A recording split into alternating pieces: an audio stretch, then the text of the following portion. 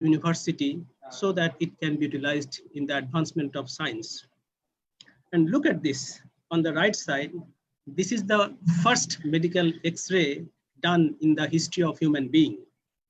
And luckily, this was the hand of the wife of Röntgen. And also, if you look at the X-ray meticulously, there is a ring in the ring finger of the lady.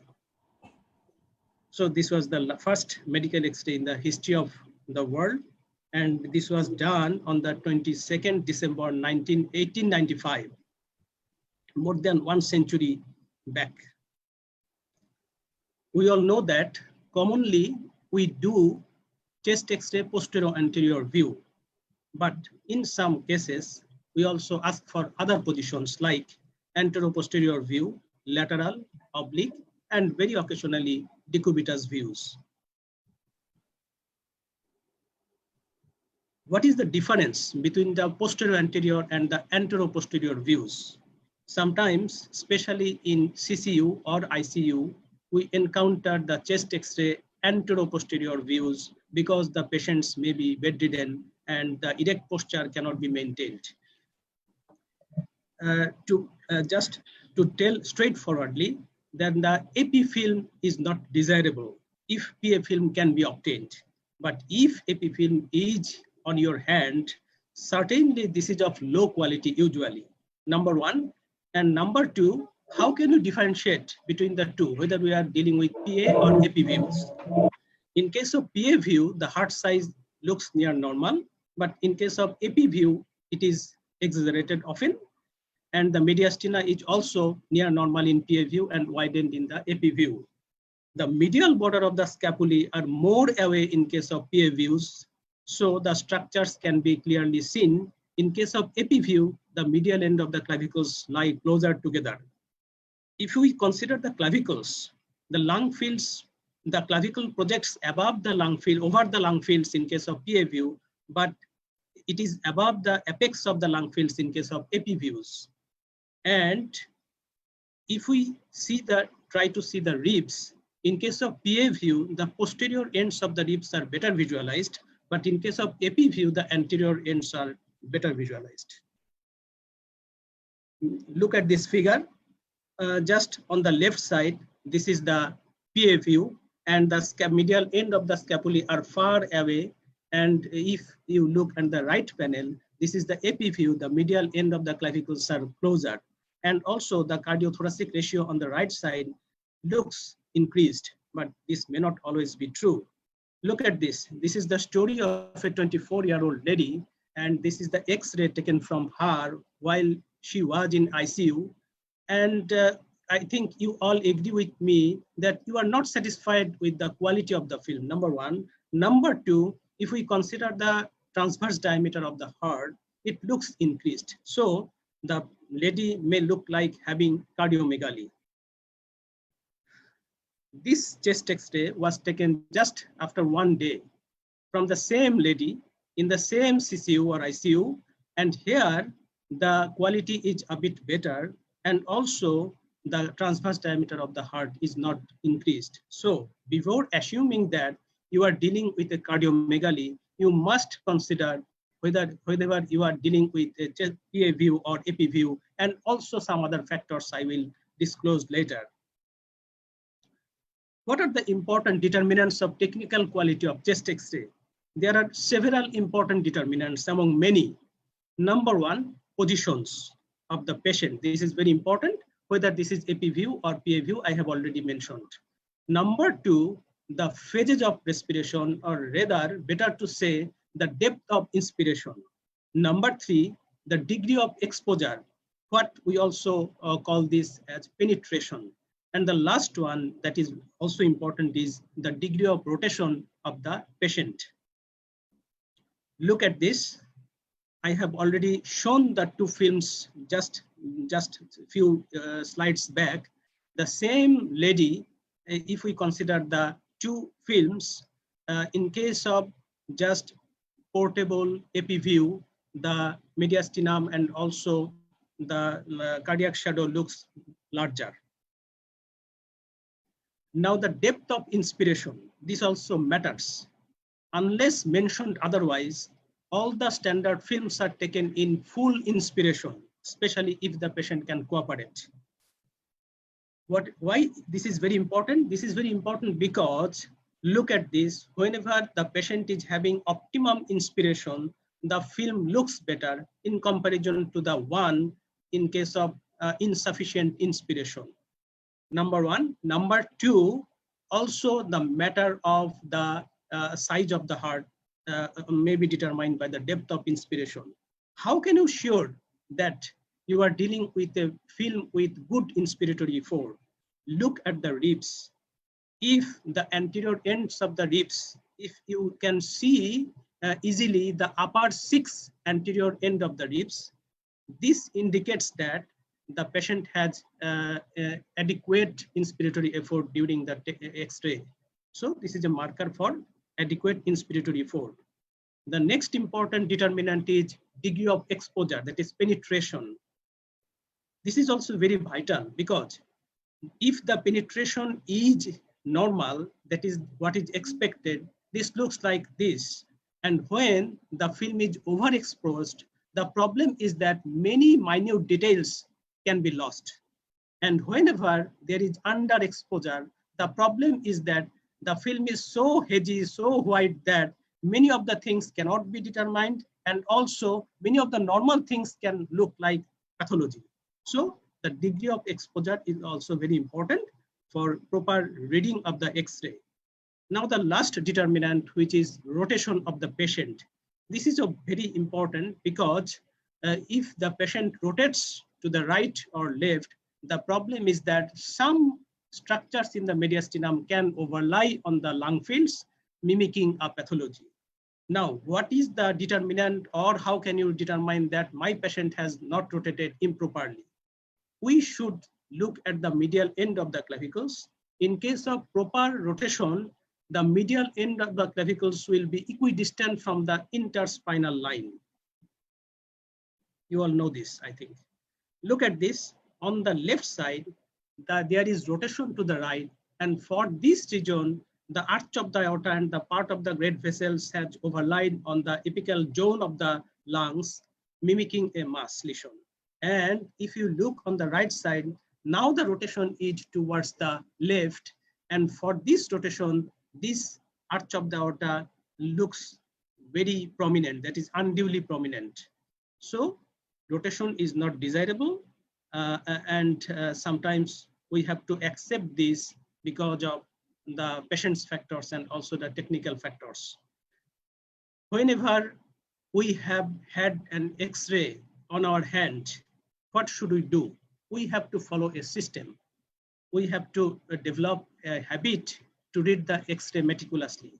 At first, we have to review the available information. This is very vital because ultimate purpose is to treat the patient, not the X-ray. Mind it.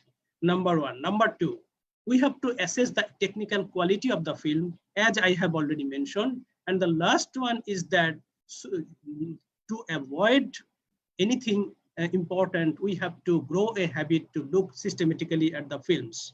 And one of the methods is to follow the ABCDE rules. A for airway, B for bones, C for cardiac silhouette, D for diaphragm and lungs, and also the E for everything else. So we have to leave nothing important whenever we are reading a chest X-ray film. With these basic things, I am now entering into what the cardiologists you are deserving or waiting for. So I am going to tell about cardiac borders and chambers. This is bread and butter for the cardiologists whenever we are dealing with chest X-ray. This is a normal PA view film. Look at this. And we all know that this is the cardiac silhouette. And whenever we are looking at the cardiac silhouette, we are dealing with three important borders. This is the right border, this is the left border, and another one is the inferior border, which rests on the central tendon of the diaphragm. We are dealing with two important angles. One is the costophrenic angle on both sides, and another one is the cardiophrenic angle, the angle between the heart and the diaphragm. So this is the cardiophrenic angle on both sides, and these are the costophrenic angles on left and right sides. So these two important landmarks are very important. Next one is that if we are going to consider what constitutes the exact cardiac borders in chest X-ray, I think this is very, very vital for your clinical practice lifelong.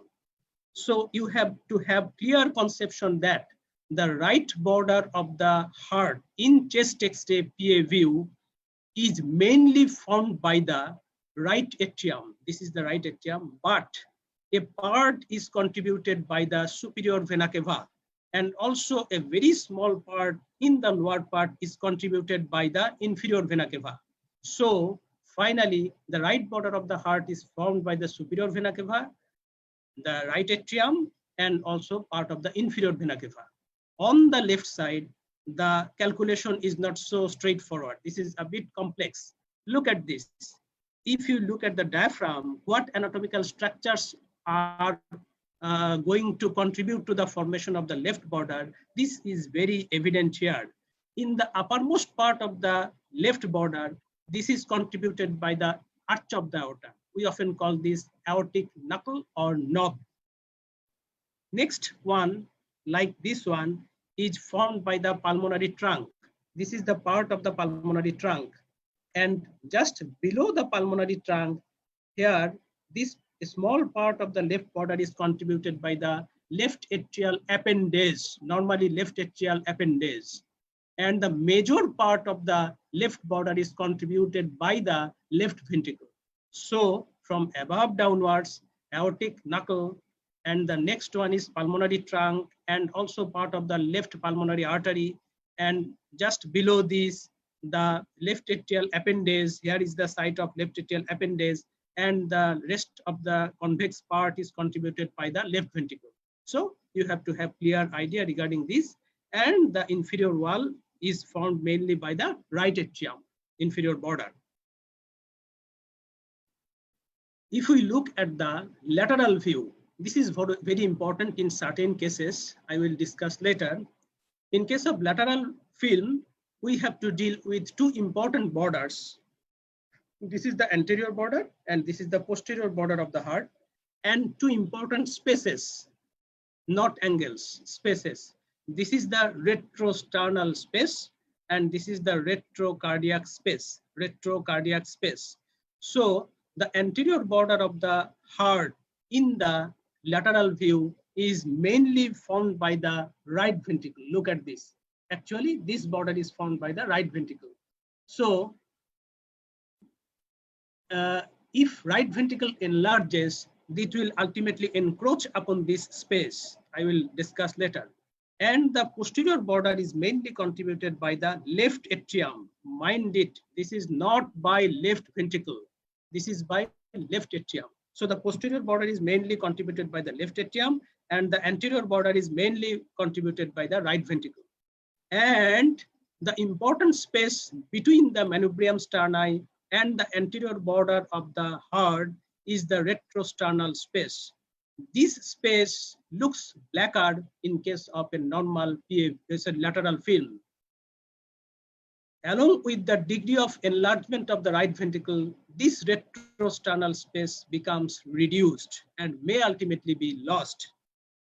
The reverse is also true. In case of enlargement of the left atrium, this retrocardiac space becomes lost because the left atrium has no way other than growing into this space, because behind the space there is the solid vertebral column. Now, the enlargement of the cardiac chambers. This is also a very important and basic concept for the chest X-ray. Whenever the right atrium, whenever the left atrium enlarges, this produces two important changes in the right border and the left border. The major change is at the right border. What is the change? The right border assumes double contour. That is, it has got two shapes like this one and another one is this one. Usually what occurs, the outer border is contributed by the right atrium, and the left and the inner border is contributed by the right atrium. So this is the right atrium and this is the left atrium. Left atrium normally does not go beyond the vertebral column shadow. Whenever the left atrium enlarges, it becomes growing just towards the right of the vertebral column, but usually it does not go beyond the territory of the right atrium. So in case of normal enlargement of the left atrium, if it is not giant left atrium, the double contour is contributed by the outer border by the right atrium and the inner border by the left atrium. Sometimes this tricky question is asked in the examination. Now, if we look at the lateral film, whenever the left atrium enlarges, this retrocardiac space becomes reduced. And also, there is a substructure, tubular structure between the vertebral column and the left atrium. You are guessing that I am telling about the esophagus. So the left atrium has no way other than pushing on the esophagus. And this concept is beautifully demonstrated in a barium swallow X-ray. Say you are away just maybe 50 years back and you have no echo in your hand, but you have to diagnose the enlargement of the left atrium. This was the only way. Whenever people were asking for barium swallow, barium just coming down, and ultimately the enlarged left atrium encroaches upon the anterior wall of the esophagus, barium filled esophagus, giving a smooth indentation. This is the beauty of barium swallow X-ray for the enlargement of the left atrium. And at that time, that was the very important way to confirm the presence of left atrium enlargement, whatever the cause. But nowadays, we are going to forget this. And barium swallow X-ray oblique view was the most useful one for the detection of left atrial enlargement. Now, the right atrial enlargement, this is practically not very important, but for the completion of the presentation, what I am telling that whenever the right atrium enlarges, the heart shadow assumes a more globular shape and the right border of the heart becomes more and more convex. There are some measurements, but I am not going to in details into the measurements because this has got less practical value. Now, regarding the enlargement of the right ventricle, we have to deal with both the PA view as well as the lateral view. Without having the lateral view, we are not sure regarding the presence of right ventricular hypertrophy or enlargement. So you have to have both types of films. Whenever the right ventricle enlarges, what are the changes that we encounter in case of PA view? This is the normal right ventricle, but whenever the right ventricle enlarges, it just becomes enlarged to the left, and ultimately it tends to elevate the apex of the normally formed by the left ventricle. So the apex is upturned, and also the apex becomes more globular, more rounded whenever there is right ventricular enlargement or hypertrophy. Now look at this. This is the lateral view. In case of lateral view, what I have already mentioned that we have got an important space between the sternum and the anterior wall of the anterior border of the heart. That is the retrosternal space.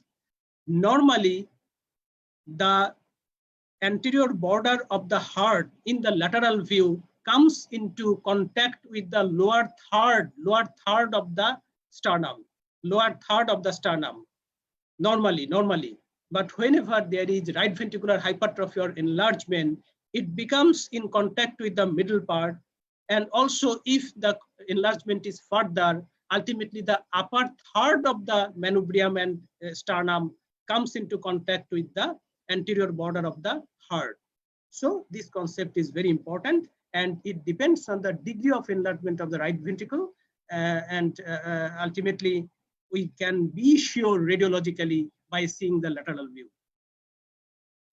What about the enlargement of the left ventricle or left ventricular hypertrophy? Look at this diagram. whenever the left ventricle enlarges or hypertrophies, it grows laterally and also inferiorly. So whenever these sort of types of enlargement occurs, the angle between the left border of the heart and the left dome of the diaphragm becomes more and more increased. It becomes more obtuse. I will clarify this later. And also the cardiac shadow enlarges in transverse diameter. So these changes occur along with the hypertrophy of the left ventricle.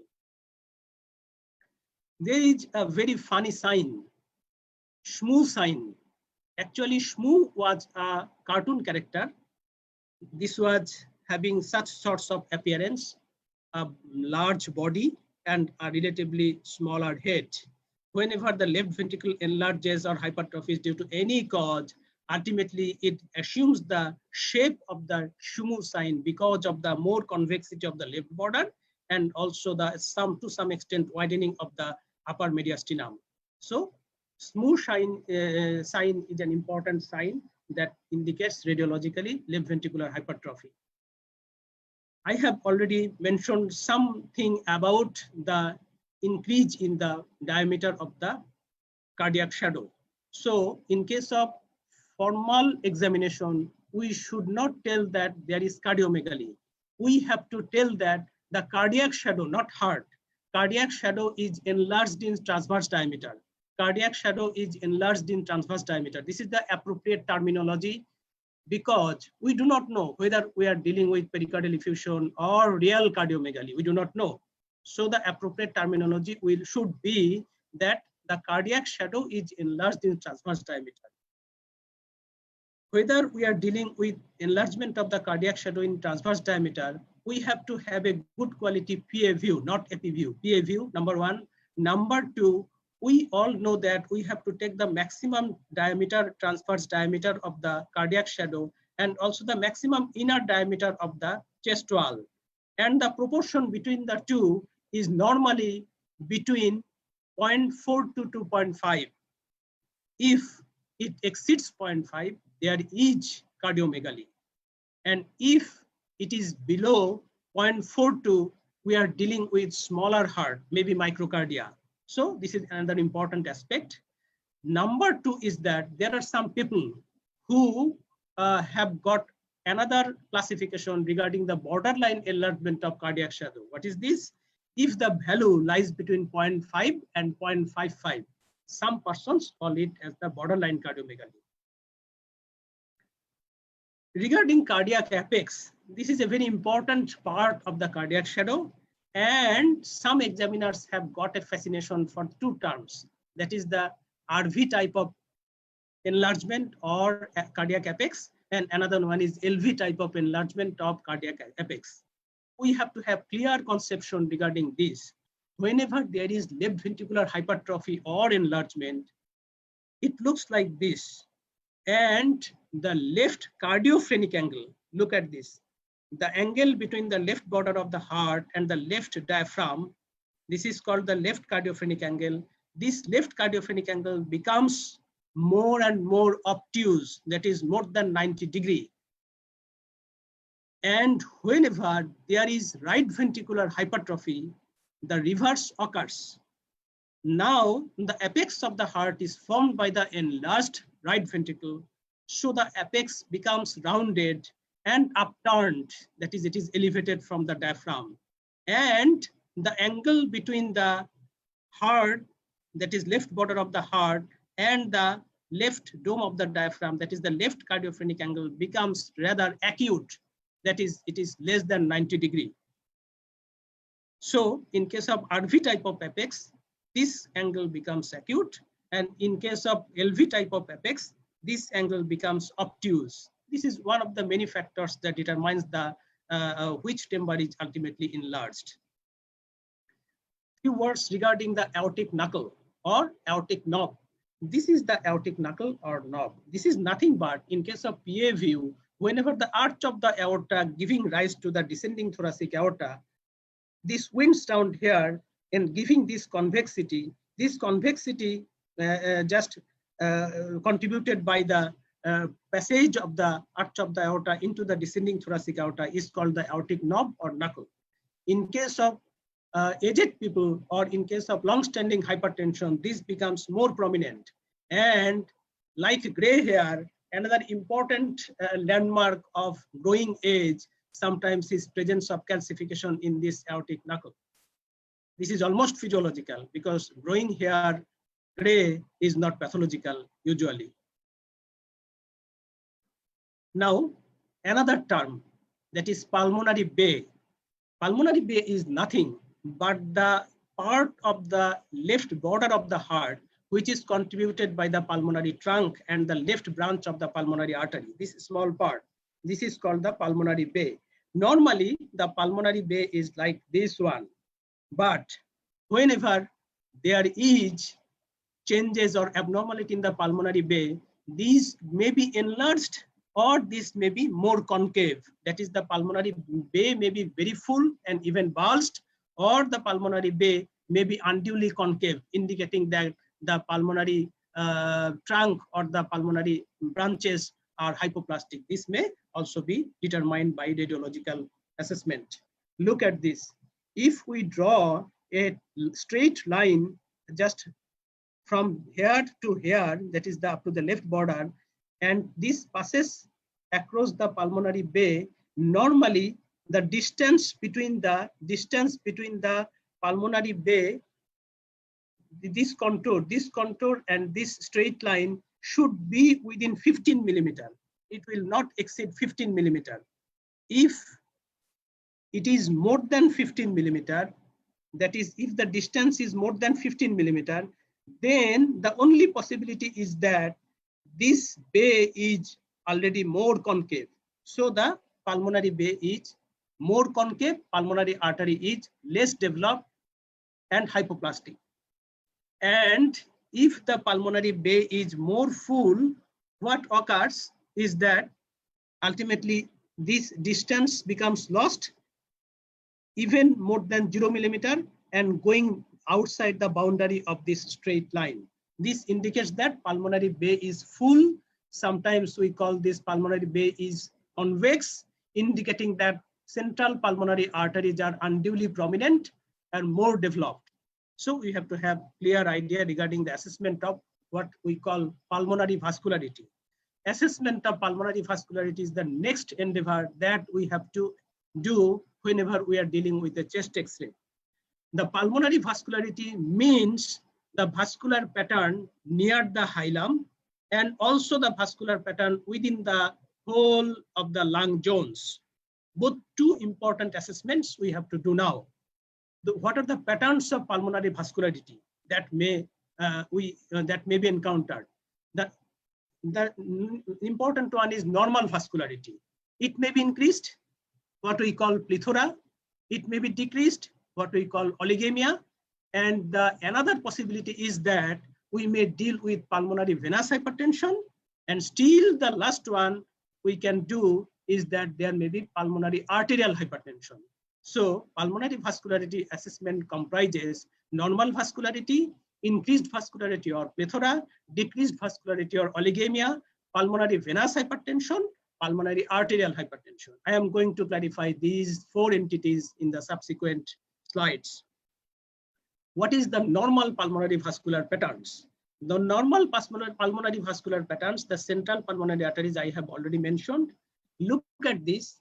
If we consider the right pulmonary artery divides into the upper and lower pulmonary arteries. This is the lower branch of the right pulmonary artery. Ultimately, the lower branch of the right pulmonary artery becomes divided into branches. But before the division, normally, in case of adult, the diameter of the descending branch of the right pulmonary artery should not exceed 17 millimeter, or it should not be more than the corresponding tracheal diameter. Here, this is the tracheal diameter. So this should not cross the tracheal diameter. If this is more than 17 millimeter of more than the tracheal diameter of that person, definitely these pulmonary arteries are enlarged or dilated. Normally, The pulmonary arteries are well visualized at the hilum, and their branches, whenever we just go along the periphery, the vascularity is gradually reduced. If we arbitrarily divide the whole lung zones on both sides into three longitudinal thirds, that is the medial third, middle third, and the lateral third, normally the pulmonary vasculature is most prominent in the medial third, but it is also present to a narrower manner in the middle third, but normally pulmonary vasculatures are not seen in case of lateral third of the lung zones, radiological zones. Whenever there is pulmonary plethora, that is the vascularity is increased, the central pulmonary arteries will be unduly prominent, number one. Number two, the pulmonary vascular markings will now appear even up to the lateral third of the lung zones. That is, this will ultimately not fade away in the lateral third. This will be even visible in the lateral third of the lung fields on both sides. This indicates pulmonary vascularity is increased.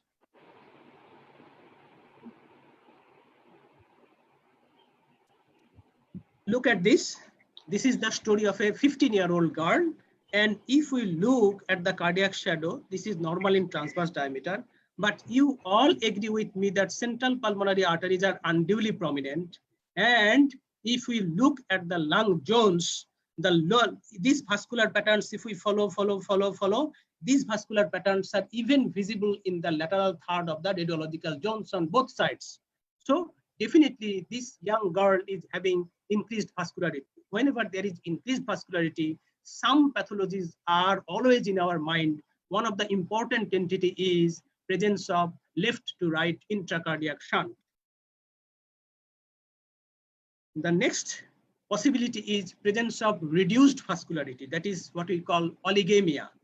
So for the definition of oligemia, the central pulmonary arteries will be less prominent now, less than normal, number one. And number two is that the lung fields will be more black, that is the more translucent. And also now this time, the pulmonary vasculature will not be so well visualized even in the middle third. Normally, pulmonary vasculatures are visible in the middle third, but not in the lateral third. But in case of oligemia, the pulmonary vasculature will be barely visible in the medial third, but not even in the middle and also the lateral thirds. This is called oligemia. Oligemia means overall the lung vascular supply is reduced.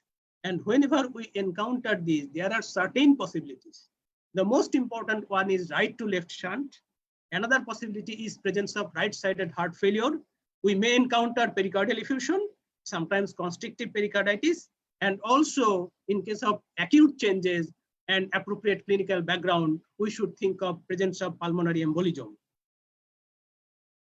Now, another very funny term, this is called pruning, peripheral pruning or pruning of the pulmonary vasculature. What does it indicate? Actually, pruning means deliberate cutting of the branches of the tree, like this one or this one. Look at this, the branches are suddenly cut and giving rise to such types of appearance. Whenever we are dealing with peripheral pruning in case of cardiac shadow, in case of chest X-ray, what we tell that the central pulmonary arteries are unduly prominent, but there is hardly no vascular markings in the middle third as well as in the outer third. That is, the central pulmonary arteries are very prominent and there is sudden cutting of the vascular markings, not encountering any vascular markings in the middle as well as in the lower third. So what is the difference between peripheral pruning and the oligemia? Oligemia means central pulmonary arteries are even less than normal. They are not prominent. And all the zones of the lung fields are oligemic. That is, they are more black. In case of pruning, the central pulmonary arteries are unduly prominent, even more than normal, but there is sudden cutting of the pulmonary vascular markings and the middle and lateral thirds are devoid of any vascular markings. So there is the clear-cut difference between the two entities and terms. You have to be sure. Now we are going into the what are the earliest signs of pulmonary venous hypertension. I am telling about upper lobe diversion of pulmonary vasculature.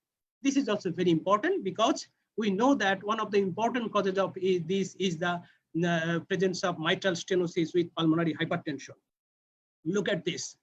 Normally, the pulmonary vascular markings is most prominent in the lower third, also visible in the middle third, but in a gradually decreasing manner.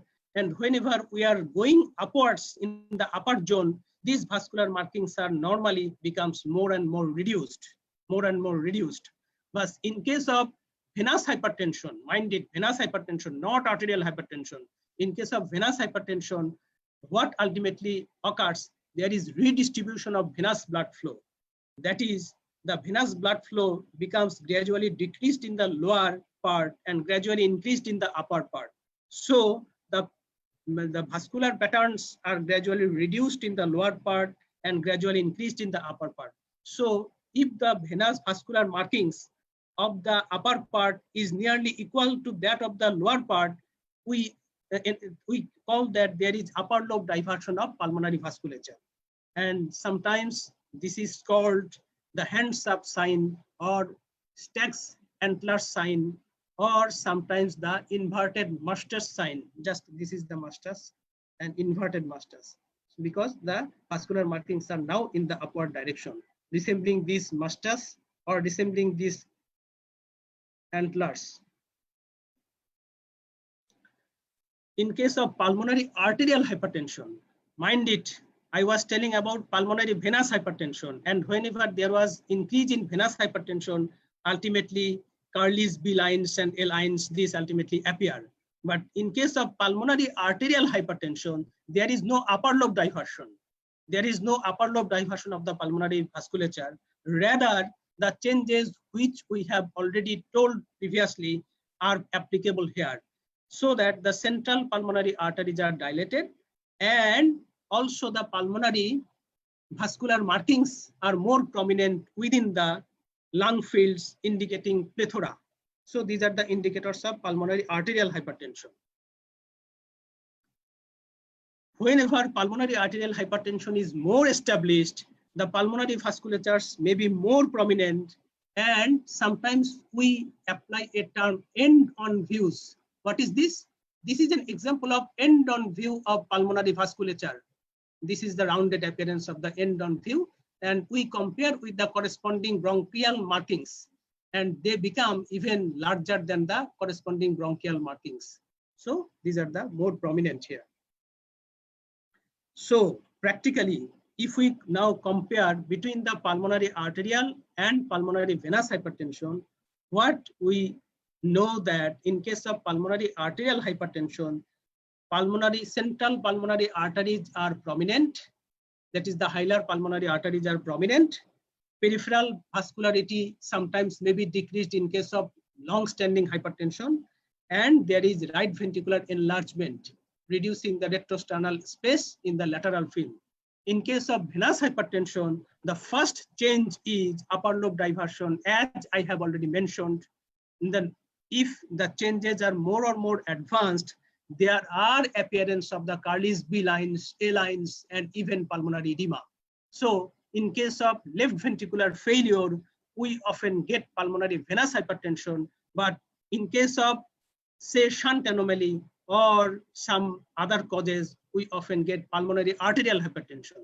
In case of mitral stenosis, the first we get pulmonary venous hypertension, but along with the natural history of the illness, and as years pass by, there is ultimately conversion to venous, ultimately to arterial hypertension. So in case of long-standing mitral valvular disease, we get both venous as well as the arterial hypertension. I am not going about the lung zones because these are the more interesting topics for the pulmonologists. I am also now not going into the silhouette sign. I am deliberately skipping this. But one thing I am going to disclose is that Normally, the two domes of the diaphragm should be closer to each other. But normally, the right dome is higher than the left dome.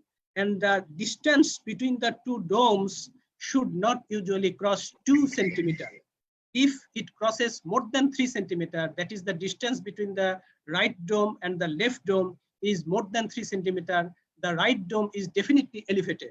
Or if the left dome is more in a upper position than the right one, then the left dome is elevated. So this should be kept in mind. I am skipping silhouette sign. Now, with these basic changes or discussion, I am now going into the discussion of some cardiac diseases. What chest X-ray can contribute to the diagnosis and management of the cardiac diseases. Look at this. This is a very important and even pet questions for the examiners in different types of postgraduate examinations. That is the radiological changes of acute left ventricular failure. Look at this. In case of acute left ventricular failure, what occurs? The cardiac shadow may or may not be enlarged. Usually the cardiac shadow is enlarged because of the etiology in most of the cases. But if the acute left ventricular failure is due to acute myocardial infarction, there may not be sufficient time to get the cardiac shadow enlarged. What are the changes expected? Changes are there is opacity extending from the hilum into the more and more peripheral region, and classically it assumes the bat swing appearance, and the opacity is sometimes described as fluffy or even sometimes ground glass opacity. So the distribution of the opacity from the hilum to the periphery, and classically this may assume the wings of a bat, so bat swing appearance. And if the left ventricular failure becomes more and more advanced, the changes may even be more prominent. There may be Carlis A lines, B lines, and in case of long-standing cases, there may be pleural effusion on the both sides. This is a line at the costophrenic angles. These are the Carlis B lines. In contrast, Carlis A lines extends from the hilum to the periphery. I have already mentioned these changes. So acute left ventricular failure and acute pulmonary edema radiologically are synonymous. This is the classical changes which we encountered in case of acute pulmonary edema, and this is the classical bat swing appearance.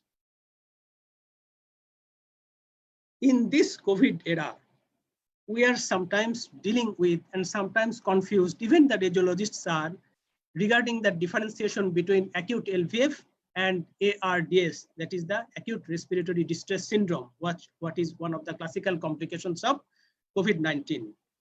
The difference is that if we consider heart size, in case of left ventricular failure, many times the cardiac shadow is enlarged in transverse diameter because of the underlying etiology. But in case of ARDS, the cardiac shadow is usually normal. If we consider distribution of shadowing, in case of acute left ventricular failure, I have already mentioned that it extends from the hilum to the periphery. But in case of ARDS, the reverse is true. This is more distributed towards the periphery. Number 3, Carlis B lines may be present in both the conditions, but more common in case of left ventricular failure. Pleural effusion is unusual in case of ARDS, but this is common, relatively common in case of acute left ventricular failure. If we compare with the older films, if you are lucky enough to have older films, then we can see that in case of older films, we can have cardiomegaly, pleural effusion in radio X-ray of the acute left ventricular failure. But in case of ARDS, by definition, ARDS should occur within 1 week of onset of acute illness. So there is no chance of presence of these changes in the older films. Now, the bread and butter of the cardiologists, especially the clinical cardiologists, is mitral stenosis. What are the classical changes in X-ray of mitral stenosis? Mitral stenosis is a disease that causes changes in PA view, lateral view, as well as in barium swallow. The classical changes are straightening of the left border of the heart with fullness or sometimes outwards bulbs of the pulmonary conus. This one is the pulmonary conus. and also the double contour of the right border. This is the double contour of the right border, as you are seeing this border, and this is the another border. So the right border has got two borders actually, double contour of the right border.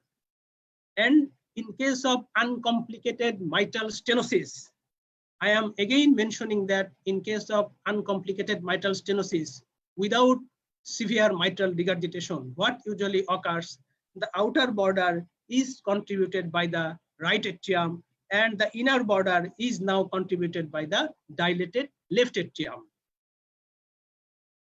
And part of the left atrium, we all know that left auricle, this lies here, and it becomes also dilated, and because of the dilatation of the left auricle, this part of the left border of the heart becomes more straightened.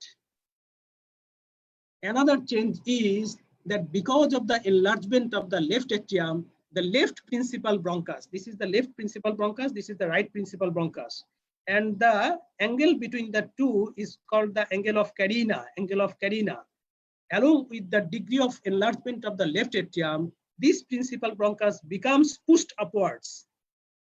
This is called splaying, S-P-L-A-Y-I-N-G, splaying of left principal bronchus. And along with the splaying of the left principal bronchus, the angle between these two bronchi become enlarged, obtuse, more and more obtuse. So the left principal, that is the angle of carina, becomes more widened in case of mitral stenosis due to enlargement of the left atrium. And we know that mitral stenosis is more or less invariably accompanied by venous hypertension. So there is upper lobe diversion of the pulmonary vasculature. If we have a good quality PA view, and if we are meticulous in examining the film, we can certainly have the changes of upper lobe diversion of pulmonary vasculature. So this occurs from lower to the upper part of the lung fields. This is the PA view. This is the lateral view. In case of lateral view, because of the enlargement of the left atrium, what the early changes in case of mitral stenosis is the reduction of the retrocardiac space. And in case of long-standing mitral stenosis, because of the presence of venous and ultimately arterial hypertension, the right heart becomes dilated. And along with the dilatation of the right heart, the right ventricle becomes enlarged. And when right ventricle becomes enlarged, as we have already discussed previously, this retrosternal space also gets reduced. If we are lucky enough and academic enough to have a barium swallow X-ray, this was actually taken deliberately in my chamber. And here there is beautiful demonstration of the indentation on the anterior border of the esophagus, barium filled esophagus, just confirming radiologically the presence of left atrial enlargement, which is one of the important accompaniments of mitral stenosis. What are the changes expected in case of PA view in mitral regurgitation? The cardiac shadow is definitely enlarged along with the severity of mitral regurgitation because this is a volume overload condition. So the cardiac shadow is enlarged, and also the left atrium becomes enlarged along with the enlargement of the left ventricle. In case of severe long-standing mitral regurgitation, this is one of the few conditions in which the left atrium may be so enlarged that sometimes the whole heart chest cavity may be occupied by the enlarged cardiac shadow. What we call is giant left atrium. In case of giant left atrium, this double contour is funnily contributed by in a reverse manner. That is, the enlarged left atrium forms the outer border of the double contour now, and the right atrium lags behind. It forms the inner contour of the right border. So this is in contrast with the changes of isolated mitral stenosis with pulmonary hypertension. Mind it. Now, the expected radiological changes in aortic stenosis is lying nothing but in case of long-standing systemic hypertension. So there usually the cardiac shadow is not enlarged, or if enlarged, this is only mild cardiomegaly. And what is the classical change is, we often do not get this, is the dilatation of the ascending aorta because of the post-stenotic dilatation of the ascending aorta in case of aortic stenosis. So if post-stenotic dilatation is present, only in those few cases we can get this dilatation of the or undue prominence of the ascending aorta border of the cardiac shadow. And classically, the LV apex, that is the apex of the heart, will be of LV type. What are the expected changes in aortic regurgitation? In case of aortic stenosis, the cardiac shadow is almost normal, or if enlarged, this is only mildly enlarged. In case of aortic regurgitation, along with the severity of aortic regurgitation, the cardiac shadow becomes more and more enlarged in transverse diameter. Just this is the classical picture, and what the classical changes occur. Now the apex of the left ventricle is of left ventricular type, LV type, as is indicated here by the presence of very, very obtuse angle between the left border of the heart and the left dome of the diaphragm. Just if we see the two pictures, one is aortic stenosis, another one is aortic regurgitation. These are the classical changes, but mind this, classical changes may be sometimes book picture, may not be always present in your practical life. So be aware and be cautious. Now, I have already mentioned that for the classical changes in chest X-ray of acute myocardial infarction, nothing. If there is no pulmonary edema or acute LVF, if there is pulmonary edema or acute left ventricular failure, the classical changes will be cardiac shadow is normal in transverse diameter, and there will be classical pictures of pulmonary edema. Even if I am lucky enough, I can have the classical bat swing appearance of the pulmonary edema, consistent with the diagnosis of acute left ventricular failure due to acute myocardial infarction. What are the classical changes of hypertension? I have already mentioned mild cardiomegaly, if at all occurs. This is mild with left ventricular type of apex, and also the cardiac, sometimes the aortic knuckle may be prominent, but these changes are not so classic. What I am going to tell now, I am going to tell something about shunt anomaly. These are some of the classical and very expected PET chest X-rays in the postgraduate exams. So what are the changes of shunt anomaly in case of PA view? The cardiac shadow may be mildly enlarged in transverse diameter along with the degree of shunt. The apex is classically left RV type, right ventricular type. Right ventricular type of enlargement of the heart is classical, but sometimes there may be biventricular or even predominantly left ventricular type of enlargement. I will clarify this in the subsequent slides.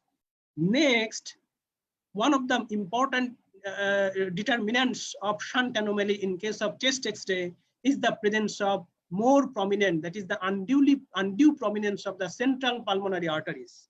They are dilated because of the shunt, increased pulmonary flow.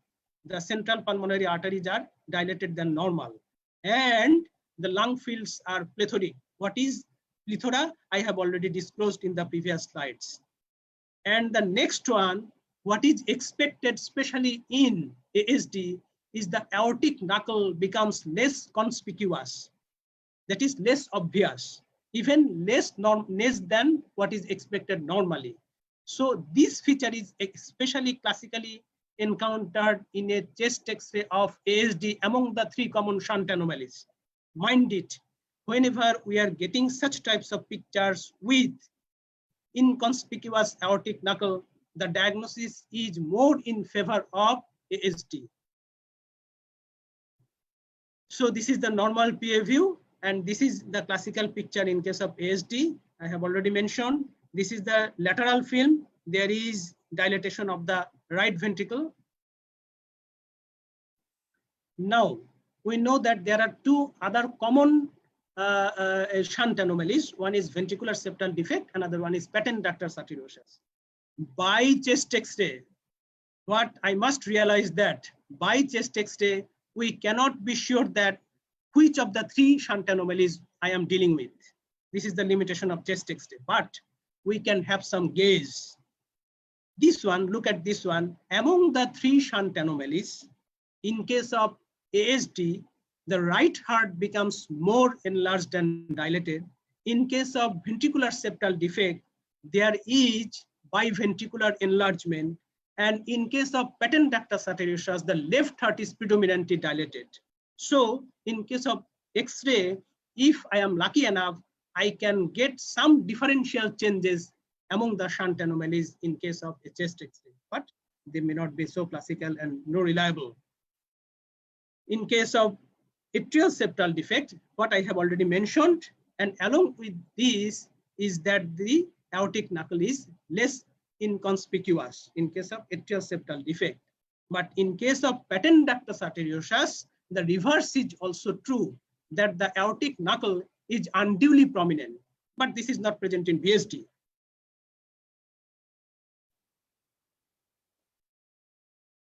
Another important term is Eisenmenger syndrome. We all know that Eisenmenger syndrome means presence of shunt anomaly with long-standing pulmonary hypertension and left to right shunt, which ultimately turns into bidirectional shunt, and even in the terminal part of the natural course of the illness, ultimate result is reversal of the shunt with predominant right to left shunt. Along with the changes of this natural history of the shunt anomaly, there are also changes in the chest X-ray. In case of Eisenmenger syndrome, what term I already mentioned previously is the pruning. We also get pruning here. That is, the central pulmonary arteries are unduly prominent, but there is pruning sign, that is, they are cut suddenly, and the rest of the lung vasculature, that is the middle third as well as the lateral third of the lung zones, are more black. They are oligemic rather. Vascular markings are not present in those areas. But mind it, central pulmonary arteries are unduly prominent. And there are telltale signs of enlargement of the right heart, especially as obvious in the PA view as well as in the lateral view. So these are the classical picture of Eisenmenger syndrome in case of chest X-ray. Look at this. The central pulmonary arteries are unduly prominent, but the lung fields are relatively black. Also here, this is one of my patients. Ultimately, this lady succumbed to death with Eisenmenger syndrome due to ASD, long-standing ASD. Central pulmonary arteries are unduly prominent. And here, the peripheral lung zones are virtually devoid of any vascular markings. So this is the classical picture of ASD with Eisenmenger syndrome. Now, another bread and butter for the clinical cardiologists and also the pediatricians is tetralogy of Fallot. What are the book pictures of tetralogy of Fallot in chest X-ray? Classically, the heart becomes boot-shaped. Another funny term is pour en sabot. This is the French term, and this a boot-shaped appearance is due to mainly changes of the right ventricular hypertrophy with upturning of the apex, and also the more acute changes in the cardiophrenic angle on the left side, and ultimately the lung fields become oligemic. And what important point is here is that the pulmonary bay, we have encountered all the previous conditions that the pulmonary bay either full or normal. But in this classical case, the pulmonary bay is relatively less developed or inconspicuous. Pulmonary bay, not aortic knuckle. So this pulmonary bay is underdeveloped because we all know that in a classical case of tetralogy of Fallot, the pulmonary vasculature is hypoplastic or underdeveloped. This corresponds with these changes in the pulmonary bay. Ultimate result of the changes is the presence of boot-shaped appearance. So you have to know this. Another classical example is transposition of the great arteries. The classical sign is egg on a string appearance. This is the string, fita, string. And the egg has been bound with this or hanged with this string. Ultimately, the vascular pedicles are less developed, less prominent, and there is huge cardiomegaly, more in a transverse fashion, giving rise to the appearance of egg on the side and the string here because of the narrow vascular pedicle. Another funny term is snowman sign or figure of 8 sign. This is the snowman, Tushar Mano, snowman. In case of snowman, the head is more, the head is large, and also the lower part is like this one. And in case of a classical TAPVD, total anomalous pulmonary venous drainage, because of the presence of the abnormalities of the pulmonary veins, the upper part of the mediastinum assumes such sort of widening, giving rise to what is called snowman sign or figure of 8 sign. This is a patient which I encountered in my chamber, and look at this. This is the belly of the snowman, and this is the head of the snowman, having the typical book picture of the figure of 8 sign. So this is the classical picture of TAPVD, total anomalous pulmonary venous drainage. Another congenital abnormality is Epstein's anomaly of the tricuspid valve. Classically, one of the few conditions where the heart becomes very, very enlarged, so huge cardiomegaly, and the right atrium is become so enlarged that the whole heart assumes a box-shaped appearance. So whenever we are uttering the term box-shaped heart, we are actually meaning the presence of Epstein anomaly of the tricuspid valve. And you should not apply this term for other conditions. This is reserved for Epstein anomaly chest X-ray, mind it. Another example of Epstein's anomaly of tricuspid valve. Dextrocardia, we all know that what is dextrocardia. If there is isolated dextrocardia, this will look like this. The apex will be towards the right side and the fundic gas will be towards the left side. So the rest of the viscera will be okay, but the heart will be just rotated in a reverse manner. That is, the apex will point towards the right and the rest is towards the left. But in case of situs inversus, along with the rotation of the heart, other abdominal viscera are also rotated. So in this example, the fundic gas is on the right side. So the liver shadow is on the left side and the apex is on the right side. So this is an example of situs inversus, and this is an example of dextrocardia. Sometimes dextrocardia may be accompanied by so many complex congenital anomalies. I am not going into details. Now, another question, another favorite topic in the examination, if you are actually having such sorts of patients, it may be given in long case, short case, even the X-rays are very favorite. That is the coarctation of aorta. Coarctation of aorta, this is less common. Even the examiners may not have such an X-ray, but what is important here is that in a classical case of coarctation of aorta, the cardiac shadow may or may not be enlarged in transverse diameter. If enlarged, this is only mild, very mild, because of the concentric hypertrophy. But there are certain changes in the arch of the aorta and the descending thoracic aorta because of the position of the coarctation. And classically, there will be a just figure of 3 sign because of the, this is the coarcted part, and this is the pre-stenotic dilatation, and this is the post-stenotic dilatation. So because of the pre-stenotic and post-stenotic dilatation and the waist due to the coarcted part of the aorta, this typical picture assumes the picture of a 3, that is figure of 3 sign, figure of 3 sign. Along with this, there may be classically rib notching. So rib notching and figure of 3 signs are the classical signs, radiological signs, which accompany a case of coarctation of aorta. Rib notching is also called Rosler's sign. This is coarctation of aorta, rib notching. And if you perform a barium swallow X-ray of the esophagus of a patient doing coarctation of aorta, you can get figure of 3 or E sign. E sign. What is this?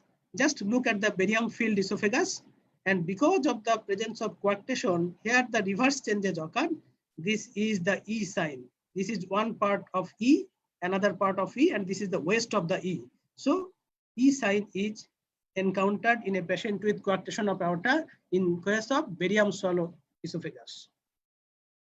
Now, another important entity is pericardial effusion. Pericardial effusion, if severe, this is one of the few causes of huge cardiomegaly. So the cardiac shadow may be enlarged in transverse diameter, even huge. And along with huge pericardial effusion, this may assume a typical picture of old-fashioned water pot, also called pitcher, kolosh, pitcher, or old-fashioned water pots having a douche belly. This is a very large belly. So the typical picture is globular heart, or the pitcher-shaped heart, or the water bottle heart. But the funny thing is that here the lung fields are rather oligamic, and the intersection between the lung fields and the cardiac shadow are sharply demarcated, applying the term that there is penciled appearance. Penciled outline of the cardiac silhouette. This is penciled outline of the cardiac silhouette. This is one of the classical pictures of pericardial effusion. Now, if we consider cardiomegaly, there are some obvious causes of cardiomegaly. Number one is dilated cardiomyopathy. So in case of dilated cardiomyopathy, we will get such types of cardiomegaly. But what is the difference with pericardial effusion is that in case of pericardial effusion, the classical picture is water bottle shape. If not present, the lung fields will be oligamic. But in case of DCM, the cardiomegaly will be accompanied by even more haziness in the lung zones, indicating presence of pulmonary edema by dilated cardiomyopathy because of low cardiac output. In case of multiple valvular disease, or maybe severe mitral regurgitation, or maybe severe aortic regurgitation, there may also be cardiomegaly. But in that case, there will be no oligamia, mind it. This is another example of huge cardiomegaly. This is caused by the dilated cardiomyopathy and accompanying pulmonary edema. Look at, there is no penciled outline of the cardiac silhouette. Rather, the outline of the cardiac silhouette has merged with the more whitish appearance of the lung fields. This is more expected in case of huge cardiomegaly caused by dilated cardiomyopathy. This may be idiopathic, this may be ischemic. I was telling about huge cardiomegaly. One of the important causes of huge cardiomegaly is pericardial effusion, massive pericardial effusion. Another recognized and well-documented cause of huge cardiomegaly is Epstein's anomaly of the tricuspid valve, as you are observing here. Now, one important academic entity, but encountered very rarely nowadays, this is the pericardial calcification. This is one of the few causes where we actually get microcardia. That is, the cardiac shadow is rather reduced in transverse diameter. Another important cause is maybe you memorize that this is Addison's disease. Another one may be malnutrition. Whatever the causes, this is one important cause of smaller heart is constrictive pericarditis. So I am telling about constrictive pericarditis. In case of constrictive pericarditis, if not small, the cardiac shadow will be transverse diameter, and the most classical one is that there will be curvilinear calcification shadow along with the contour of the heart. Along with the contour of the heart, there will be curvilinear calcified shadow. This is the classical picture. These when present are the hallmarks of presence of pericardial effusion by chest X-ray. Certainly, we will confirm this by means of, say, echocardiography. But before the advent of echocardiography, man had only few options. The classical one was X-ray, and then with the advent of, cardiac catheterization was the means to confirm the diagnosis. I am now entering into another chapter, that is, I am telling about prosthetic valves. I am not going to make you bored. I am just giving some clues about the prosthetic valves. For the assessment of prosthetic valves, chest X-ray is not a very reliable tool. However, we have to take the help of two types of X-ray films. One is posterior anterior, another one is lateral film. And one important question what examiners often ask in exam is that how can you determine whether this is aortic valve or mitral valve, because these two valves are commonly replaced. If we draw a line from the left, that is right cardiophrenic angle, to the left hilum, it will be like this one. The valves above the line, either aortic valve or pulmonary valve. If below the line, either mitral valve or tricuspid valve. And this will be further clarified in case of lateral view. In case of lateral view, from here, if you go to the hilum, the straight line will have the same relationship. Mind it, these are not very reliable determinants. I am not going into further details of the prosthetic valves. What I am going to emphasize is that just whenever you are going to have a chest X-ray with prosthetic valve, especially in case of examination when you are a bit nervous, mind it, don't forget to look at the cardiac shadow meticulously, like this one.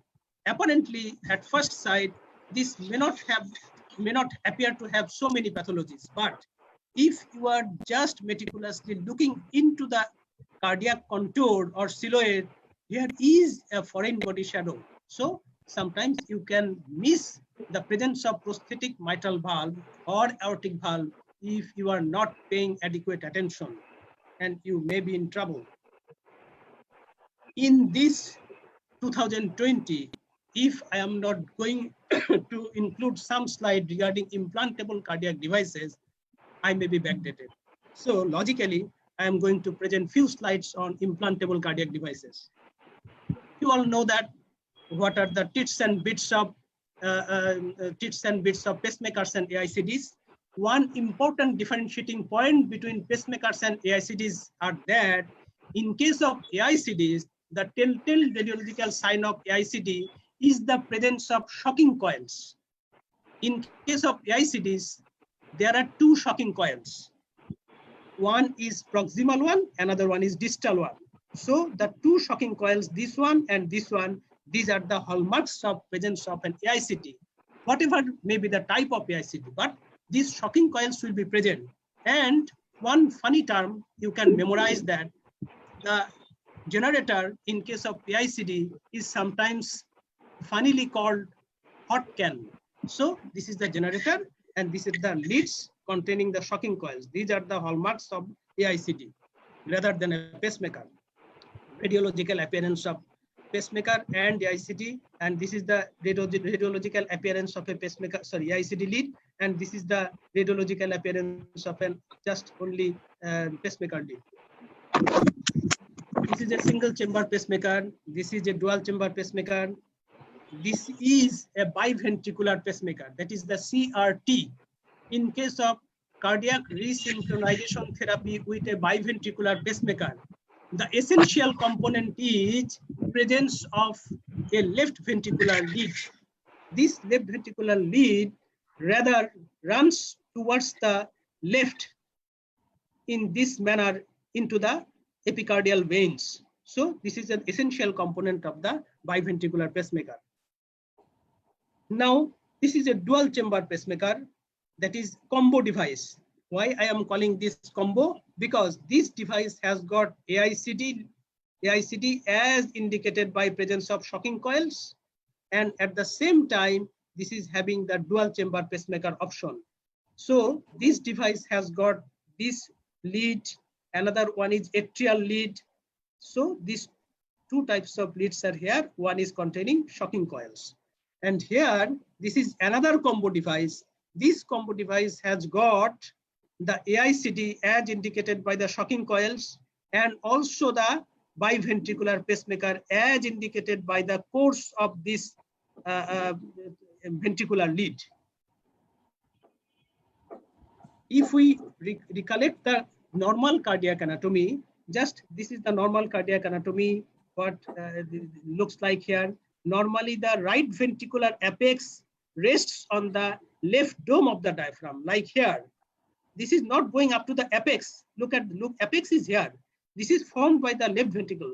And whenever we are implanting an AICD or a permanent pacemaker, we are not concerned with the LV apex. Rather, we are concerned with the RV apex. And the RV apex lags behind the LV apex. So we can expect that the lead will be here. It should be towards the left of the spine, but it will not certainly reach the apex, radiological apex. Rather, it will be near the left dome of the diaphragm, just nearly touching this. Look at this. And if we are dealing with a lateral film, the RV apex is here. So the typical RV lead should direct anteriorly and inferiorly, like here, up to here. These are the normal cardiac anatomy. And sometimes, often in the exam, the examiners ask about the correct lead position. What are the correct lead position?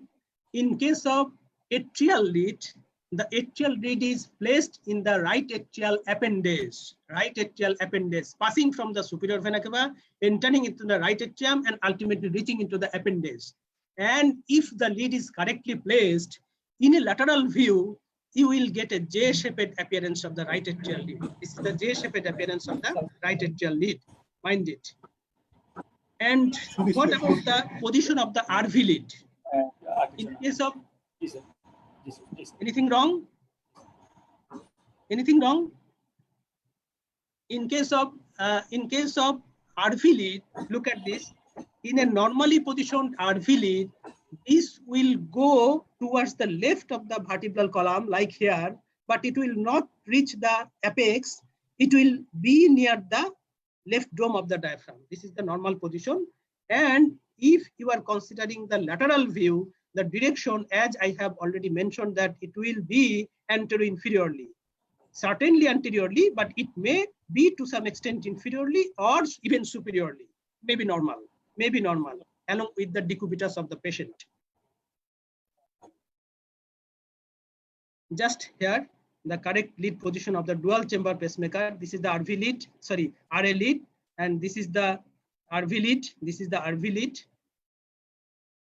And what about the position of the biventricular lead? Just the biventricular lead will run laterally and inferiorly in a PA view. Laterally and to some extent inferiorly in a PA view. But in the lateral view, it will go towards the back, that is the posteriorly. Go towards the back posteriorly. Sometimes you may be asked that by examining the PA view, whether we can be assured that this is a left ventricular lead of a biventricular pacemaker or RV lead. We cannot certainly differentiate between the two by just examining the PA view. We have to take the help of lateral view. If we take the help of lateral view, the RV lead will run anteriorly and inferiorly, as I have already mentioned, but a biventricular lead of left ventricle will certainly go in the opposite direction, that is posterior. So by examining the lateral film, we can differentiate between the RV lead and the biventricular lead of a CRT device. I am not going into this. Now, by examining the chest X-ray, certainly we can have some gauge about the complications, as is the case of this unfortunate person undergoing permanent pacemaker replacement. And this is the case I had in NICVD. Here, this is the permanent pacemaker, and after implanting the permanent pacemaker, there was increased distress, respiratory distress. And whenever a chest X-ray was done, this was the classical picture of the chest X-ray indicating pneumothorax. So we can sometimes identify the complications of permanent pacemaker or AICD implantation by having a simple, inexpensive test like permanent pacemaker, chest X-ray. I am not going into this, but I am going into this is that look at the permanent pacemaker. Here, the pacemaker lead, that is the RV lead, looks to some extent running more caudally, more inferiorly, even going far away the boundary of the left dome of the diaphragm. So a suspicion was made that there may be some sort of perforation of the myocardium. Sometimes there may be enlarging cardiac shadow. Here, this is not so abnormal, but this should be confirmed by CT scan of the chest. And whenever CT scan is done, beautifully it has demonstrated that it has gone beyond the cardiac silhouette, entering into the epicardial fat. So there is perforation of the myocardium. Lead fracture for chest X-ray is the only option for adequately examining the lead fracture or lead disintegrity. Like here, in case of here, if you look at this, for determination of lead fracture or lead pathology, we have to ask for overexposed film. That is, the penetration will be more. Penetrating film, you have to mention that chest X-ray PA view penetrating film. Otherwise, you will not have the correct X-ray.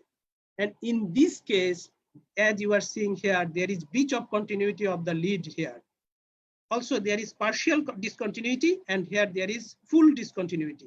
This partial discontinuity has affected the shocking coil of the AICD. This lead has been displaced. Here also the leads have been displayed. Just observing the abnormal location and orientation of the lead, we can guess that we are dealing with this displacement in case of PPM of AICD. Same picture here. These are the accessories. Just this is the era of transcatheter valve replacement. And this is the example of a TAVR, transcatheter aortic valve replacement. This has been done with Edward Sapiens 3. Don't worry. This will not be, I think this will not be included in your exam, but for your interest, just I have included some pictures of this. Here, the net-like, mesh-like appearance present here within the cardiac silhouette is due to aortic valve replacement, transcatheter. And this is another funny X-ray. This is due to transcatheter replacement of the pulmonary valve. And this valve is called Melody valve. This is sometimes done in tetralogy of Fallot. This is another important entity. This is loop recorder. Sometimes when the Holter monitor does not serve the purpose fully, for long-standing recording, we sometimes implant a loop recorder, and this can give rise to such types of film. And still now, this is another device I am telling about, Amplager device, and the X-ray has been taken after implanting an Amplager occluder device in a patient with ASD. And if you see that there is a foreign body appearance, and in the lateral film also the foreign body shadow is here in a profile view, having two straight lines connecting by a waist, and this is the classical picture of this. So sometimes in this era of device closures, you may be lucky enough or unlucky enough, if especially in the exam, to deal with an Amplager occluder device of ASD, especially if the examiner is like Wadud sir. With these words, I am going to conclude my presentation, and I am just viewing the advancement of chest X-ray, which started its journey with the hand of the beloved wife of Röntgen with the ring on her finger. Ultimately, here the initial persons were viewing his or her hand without knowing anything about fear of radiation. Here also, a renowned neurosurgeon just removed a bullet in 1897 with the help of X-ray localizing the presence of bullet within the head. In 1940, this beautiful lady is being interrogated by fluoroscopy, which is one of the important applications of chest X-ray. What about recent advancements? Look at this. This is certainly a chest X-ray, and in this chest X-ray, there are so many valves. This one, this one, this one, this one, this one, a number of valves.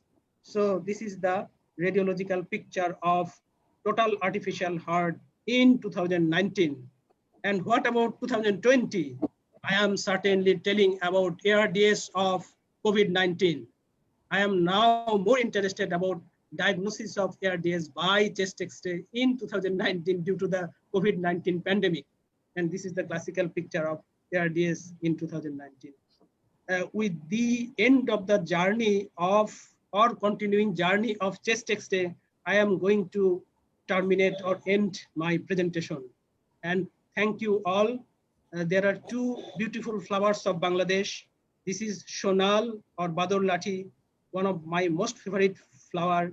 And this is another very Krishnochura, another very nice summer flower of Bangladesh. Thank you all for patient hearing. Thank you, Manwar. Thank you, Manwar. Excellent. I think my mind-blowing, awesome presentation. Learned lots of things with lecture. One thing, how we include all the things within 90 minutes. It's really amazing, number one. Number two, how to prepare the slide. I learned from you, from the introduction to conclusion. A few words. I like to give more credit to my audience that they have enjoyed this. Yeah, because the presentation slide is excellent. Lots of questions in the chat box, and so many students waiting for the question. Padu sir, we just you few comments and go to the question answer. Padu sir. I have only one comment. Marhaba. Thank you, sir. I think that encompasses everything. And you know, I feel so proud because when I start teaching them in the 3rd year, 4th year, 5th year, and whenever I start teaching the X-ray classes, I always give them the basics first. You have to learn when you declare that this is a proper X-ray, the X-ray is done properly, positioning properly, depth properly, penetration properly. There is no rotation. These are the basic things we often neglect. Monad has so beautifully demonstrated what are the points that we should be looking for. And individual, what does an individual change means? He has also demonstrated that. What else can I say? Marhaba. Mohsin, over to you. Yeah. Thank you, sir. Arif? Sir. Arif, do you hear me? Yes, sir. Start the questions. The questions first, then you go to the panelist. Okay? Sir, at first, I'd like to thank Manwar sir. He's our all-time favorite. It's an excellent lecture, sir. We have learned a lot and hope to hear in the next future, sir. So there is lots of questions in the chat box. So I start one by one. There will be some repetition. Even then, I want to hear again from you for the favor of students. So Dr. Harun wanted to know the differential diagnosis of pulmonary vascular pruning. Pulmonary vascular prunings are nothing but usually due to the presence of long-standing hypertension in case of intracardiac shunts. When the intracardiac shunts becomes reversed from the left to right shunt to the right to left shunt, there is presence of long-standing pulmonary hypertension. And because of the presence of long-standing pulmonary hypertension, there are permanent changes in the lung vasculature, resulting in dilatation of the pulmonary vasculature and obliterative changes in the lung capillaries and smaller vessels, giving rise to pruning. Thank you, sir. Dr. Harun has another question. The how snowman figure of 8 develop in TAPVC? In case of TAPVC, we know that the pulmonary veins ultimately, 4 pulmonary veins run separately, but ultimately they form a sac, and that sac enters into the left atrium. Because of the presence of such sorts of changes, there are such types of snowman appearance. Thank you, sir. He has another question. How does rib notching develop in coarctation of the aorta? Because of presence of coarctation of aorta, there are dilated intercostal arteries.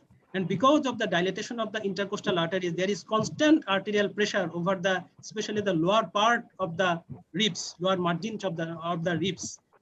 And though the arteries are soft structures, but whenever these extra pressures are applied months together, years together, there may be ultimately notching of the ribs, as the stones are sometimes get eroded. Can I add something? Yes, sure, sir. Now, look at this coarctation of the aorta. the upper limb vessels are getting quite all right. The blood supply is quite all right. But after the left subclavian artery, the lower limb vessels are not getting supplied. Now, the descending aorta supplies the posterior intercostal vessels. They are not getting enough blood, but the muscle has to be supplied, isn't it? How they are being supplied? They are collaterals. Look at the lima and rima. They are supplying the intercostal arteries. They are being attached to the intercostal arteries, and these arteries become much dilated to supply the vessels in there, and that lead to this rib notching, as Monroe has beautifully said. Persistent, long-standing dilated arterial pulsation in the undersurface of the rib. In case of adults with coarctation of aorta, we are usually encountering the post-ductal type of coarctation, not pre-ductal. And because of the presence of post-ductal coarctation, usually the first and second intercostal arteries are spared. And because of the sparing of these two types of arteries, usually the first and second ribs are spared, not showing any notching. There are some academic questions like differential notching. I am not going into the details because this is of more academic value when you are dealing with a case of only coarctation of aorta. I'm trying to add something with Dr. Manohar about the X-ray appearance of the TAPVC. TAPVC will be different types. What Dr. Manohar was telling about the snowman's appearance or figure 8 appearance is supracardiac type of TAPVC, where there is left-sided persistent superior vena cava, left-sided dilated vertical vein, and at the same time right-sided superior vena cava leads to upper part of the dilated enlarged mediastinal shadow, and the middle part, trunk, that is formed by the basically hugely dilated right atrium.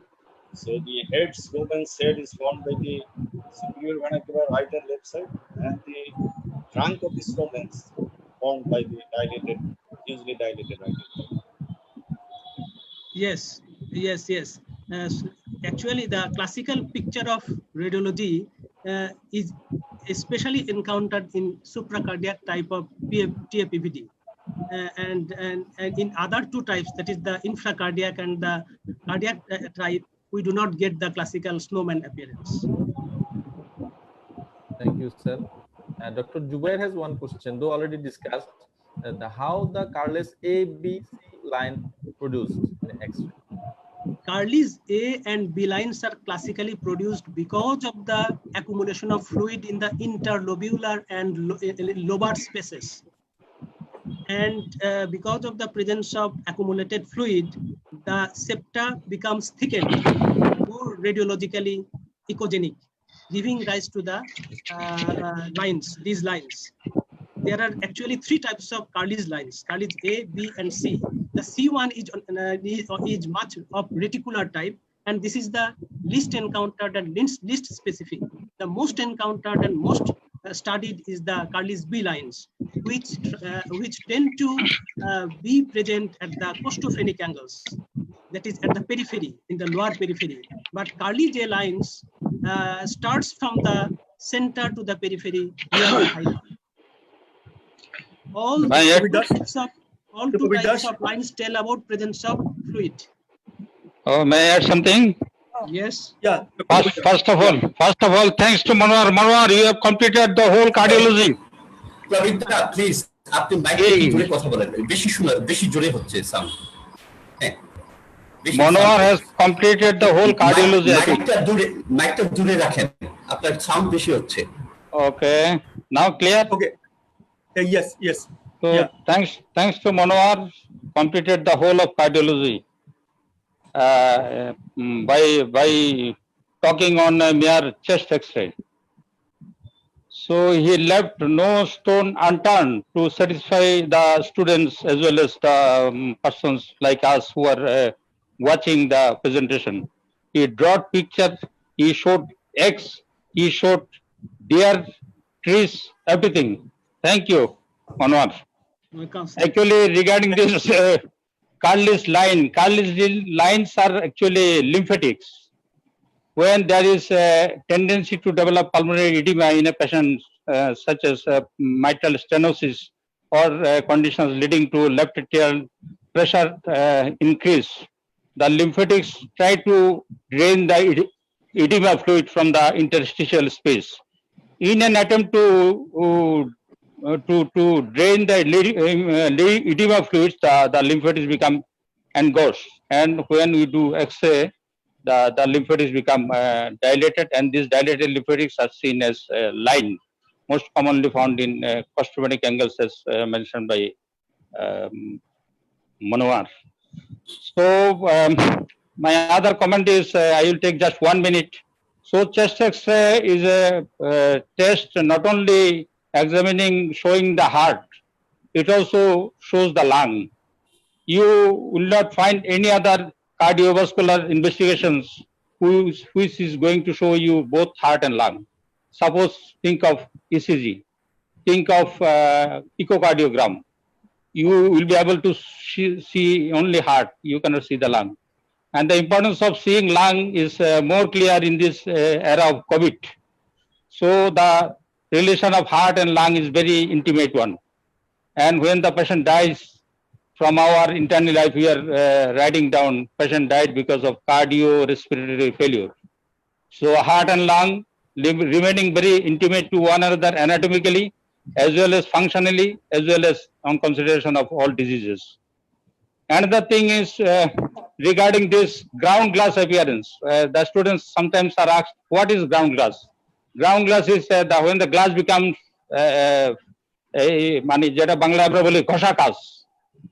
through the ground glass you cannot see anything behind it. Through the clear glass you can see. Clear glass means as the lung fluid, because of air it is clear. When there is accumulation of edema fluid, it becomes ground glass.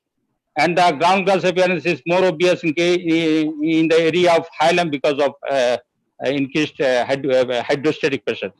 And I noticed one question possibly from someone, why the changes in ARDS is to the periphery, why the ground glass appearance in case of heart patients are in the hilum. This is actually a very pertinent question in this COVID era.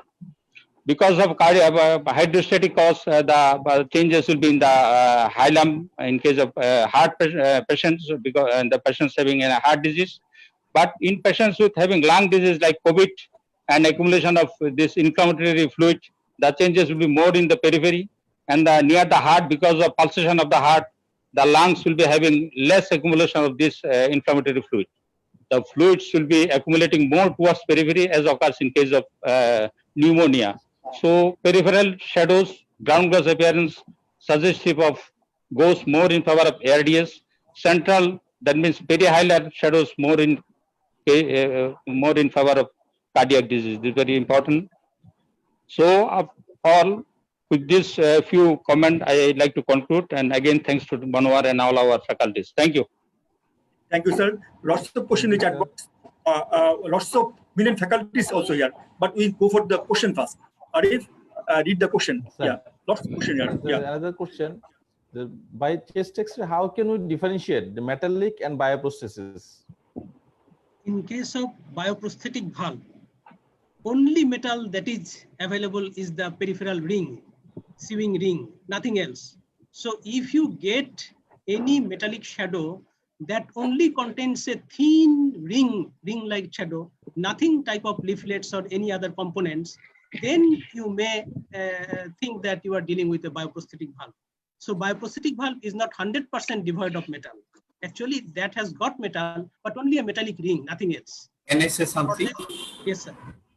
Actually, in a bioprosthetic valve, the peri-mounted valves, you will find 3 knobs. There are 3 knobs on which the pericardium is mounted. So these are like a crown. That's bioprosthetic valve. In a tilted disc valve, if the point of time when the X-ray was taken, that may be valve may be closed, then you will see only a ring. So that will be very difficult to say it's a bioprosthetic valve or a metallic valve. If you get a bilifted valve, if you are lucky, you can see the two leaflets at the right angle of the ring. So you can be sure it's a bileaflet valve. It's very helpful. It's more helpful if you can take two views, both the AP and the lateral. Sometimes that helps. And of course, it should have to be a penetrative view. That helps. Can I add something? Yeah, provision. Yes, sir. Can I add something? Yeah. Actually, Yes, sir. there are some stentless valves. You must have the clinical to identify it. They will not give Any shadow. unless otherwise there is calcification. Yeah. Thank you, sir. Thank you. Dr. Arif, next question. Pericardial mounted valve, you can say, bioprosthetic. Other bioprosthetic valve, there is no metal actually. Thank you, sir. Arif. There's Yes. one question, this question also asked in another session. Why lung field is oligemic in case of pericardial effusion? In case of pericardial effusion, actually, the right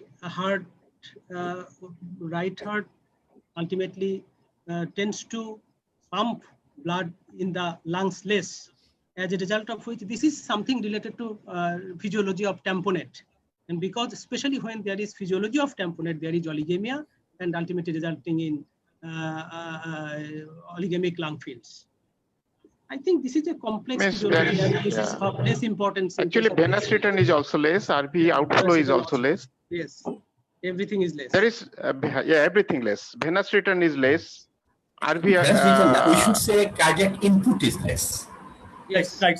input less. Enter. Venous blood are coming, but they cannot enter the right atrium. Cardiac input Cannot enter less, the right right ventricle. ventricular output less, everything less. And for this reason, there is oligemia.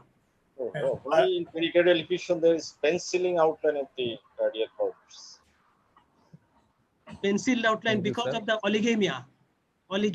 Because of the presence of oligemia, there is increased blackish appearance of the lung fields, and at the same time, because of cardiomegaly, the cardiac shadow is enlarged and also obvious, and the contrast between the two, lung shadow and the heart shadow, is more than normally obvious. Like draw by pencil. Like is drawing by the pencil is a border. Just Okay. if we draw by a pencil, this is sharply placed, Yeah. and the contrast between the two is also sharp. Can I add one explanation? Yeah, Khalid. One explanation is that the normal heart, when there is contraction and relaxation, there is something distortion of the borders during normal, when we do the normal chest X-ray. But in pericardial effusion, as there is a fluid outside the cardiac borders, so it remains constant, whatever the contraction or relaxation of the ventricle or atria. So due to presence of the fluid outside the cardiac borders, that does not lead to any distortion of the borders during phases of the respiration.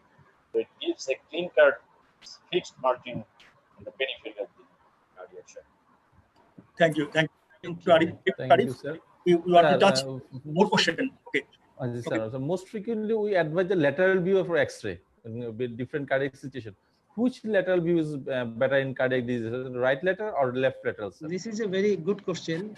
In case of lateral view, we should specially favor left lateral view, because whenever we are asking for left lateral view, the plate, that is the X-ray plate, is to the left of the patient, touching his or her left side, and the source of the beam, the source of the X-ray is towards the right side.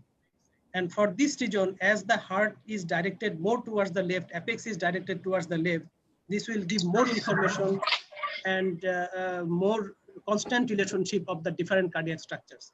For this region, the left lateral view is often asked. Thank you, sir. Thank you. Dr. Dr. Ajoy? Dr. Ajoy, do you hear me? Ajoy? I think he want to ask a question. Okay, Arif, proceed. Sure. Arif. So, Dr. Shoaib from Sylhet, he wanted to know the X-ray features of transplanted heart. Already Transplanted heart. Already Manwar showed the last slide. Okay, Manwar. Biological heart. X-ray features of biological heart. I have to go through this because probably the normal relationship is not maintained in that case. But I have to Right. go through this. I'm not sure. Yeah. Anyone can Dr. add from the I panel? haven't seen any Yeah. case. One of my patients actually got transplanted, but she died. So I did not get the chance of actually seeing any patient, transplanted patient. Khalid Mohsin sir, do you hear me? You? Yeah. Yes, See the X-ray of transplanted heart. I haven't seen a patient in my life. Actually, we don't have a transplanted. Yeah, I don't have any experience. Just I have got the opportunity. Just let me finish my comments. Sometimes a question is asked to the patients. Sorry, the students in the exam. Can you see an implanted chest X-ray? Some examiners they ask. And regarding this in proximity with a very high radio opacity like a platinum chromium stent in a lead and thin person, you can see the stent. It is possible to see. And whenever we are seeing a X-ray from a cardiac purpose, we must pay our due attention to the lung field. It's the window to the heart. It is very important. As Professor Dr. Monwar has already said, so we should not miss the lung while we are focusing our attention to the heart.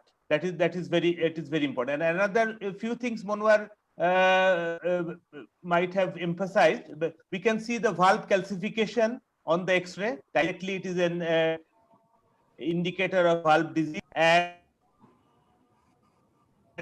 sometimes we can get a pneumomediastin diffusion. We can see some air outside the cardiac shadow. We can see sometimes like this.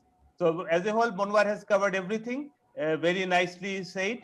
And thanks to Monwar for a very brilliant presentation. Thank you very much. Thank you, sir. Thank you, sir. We have also missed pneumopericardium.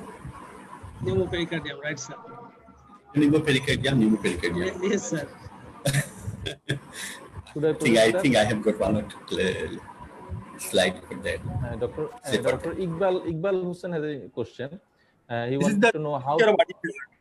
Arif, sir. This is the picture of artificial heart. Achha, I see. Thank you, Total. sir. Yeah. This is not artificial heart. This is total artificial heart. Actually, this is not transplanted heart. Yeah. Metal valves are there. Artificial heart. Yeah. This is artificial heart. I have shown a X-ray in the last slide. Yes, sir. There are multiple valves. Yes. And look at this. There is also a conduit here. Yeah. Very interesting. And the thing you have is a LA occluder device. Yes. And single leadless ventricle. Leadless pacemaker. I could include these things, but to make the presentation not so complex, I have omitted these things. Sometimes they'll be getting this X-rays in future. And this has been left for your mastership in exam. Delivered. Yeah. Sir. I actually had got a beautiful Watchman device X-ray, but I did not include this. And the X-ray which I have included here for the TAPVD was taken by Professor Afzalur-Rahman to Nepal, and that was asked in the exam in postgraduate exam in Nepal. Okay, Dr. Shudisha, you would put one question, please. Lots of question here. Yeah. Okay, sir. Thank you very much, sir. I was simply blown up by your presentation, sir. Being very frank, hats off to you. Thank you. It simply proves that how dedicated, laborious, and sincere you are to your duties. Really blessed to have you on the IPDI platform. Only a good student can be a good teacher in the near future, of which you are an example.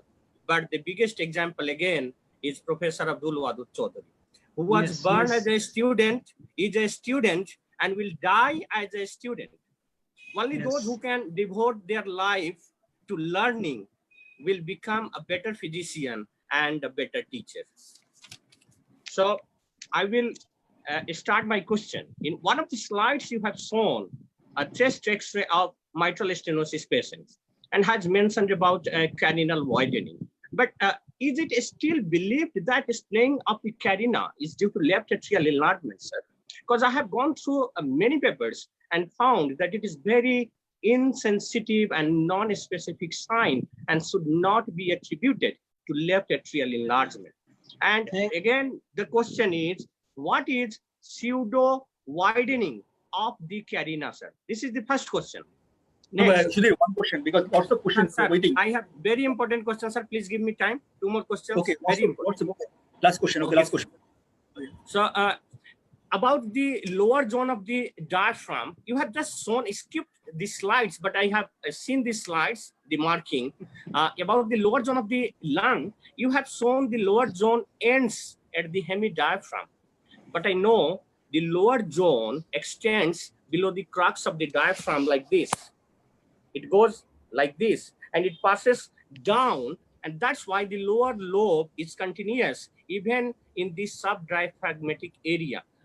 How do you explain this? And regarding the ALVF and ARDS patient, so let us suppose a patient of chronic heart failure is very prone to develop ARDS any moment, and in this corona pandemic, this is very usual. Yesterday, I got a patient, an elderly gentleman who has been admitted to coronary care unit, who has extensive opacity involving both the hilar as well as all the periphery is filled up, has cardiomegaly. How do you say this is acute left ventricular failure or ARDS? This is my question. And it is said that right-sided pleural effusion is almost always due to chronic heart failure, unless and until proved otherwise. What is the cause of this? Why chronic heart failure always causes, most of the time causes right-sided pleural effusion? So simple question, sir. And what is pulmonary bay and orthopulmonary window the same thing? If not, what is the significance? Thank you all. Thank you, Dr. Sudhir. So many questions, and I know that you are an advanced learner. The first thing what I am going to clarify is that the splaying of left principal bronchus is not specific for left atrial enlargement. Anything below the left and right principal bronchus, if get enlarged, may ultimately cause splaying of the left principal bronchus and widening of the angle of carina. As you can remember that classically we were taught that the cause of Ortner syndrome is a very large left atrium causing pressure effect on the esophagus and left recurrent laryngeal nerve, causing left recurrent laryngeal palsy. But later on, it was found that any mediastinal structure, if it gets enlarged and causes pressure on the left recurrent laryngeal nerve, may ultimately cause Ortner syndrome. So what I have told, this is the classical teaching, but outside the classical teaching, there are so many deviations. Number one. Number two, another important thing you have asked, the last one. The second one was the lower zone of the diaphragm, the lower zone of the lung. Yes. Zone. There is, as you know, that the diaphragmatic domes are not flat.